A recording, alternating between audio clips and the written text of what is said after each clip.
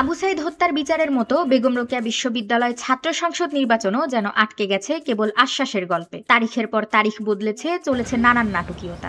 দিন শেষে শিক্ষার্থীদের প্রত্যাশা আর প্রাপ্তির হিসেব যেন এখনো শূন্যের কোঠায়। আজ 15 জানুয়ারি ব্রাকসু নিয়ে নির্বাচন কমিশনের সর্বশেষ মিটিং শেষে সম্ভাব্য নির্বাচনী প্রার্থীদের মাঝে নির্বাচন নিয়ে দেখা দিয়েছে সংশয়। জি, আজকে আমরা পঞ্চম তফসিল আমাদের চলতেছে ব্রাকসু নির্বাচনের, যেটা অলরেডি স্থগিত আছে।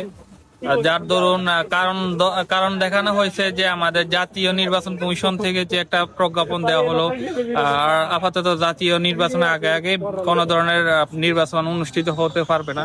তো ওইটার কারণে ওই কারণটা দেখে আমাদের বর্তমান ব্রাকসু নির্বাচন কমিশন যারা আছেন ওনারা আমাদের পঞ্চম নির্বাচন কমিশনটা স্থগিত করছেন।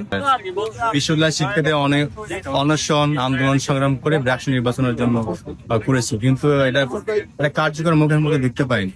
নির্বাচন কমিশনের পদত্যাগ থেকে শুরু করে বিভিন্ন অনিয়ম ছিল, ভোটাধিকার ত্রুটি ছিল এবং গঠনতন্ত্র ত্রুটি ছিল, সেগুলা চড়াই উঠবে এবং শিডিউলের তফসিল যে বিষয়গুলো ছিল এই জন্য একটা কার্যকর নির্বাচন হয়ে ওঠেনি। সকল দলমত স্টেক হোল্ডারদের নিয়ে শিক্ষার্থীদের নিয়ে আলোচনা করলো। আর আলোচনায় যেটা ফলাফল, নিয়মের ঊর্ধ্বে তো তারা যাইতে পারে না।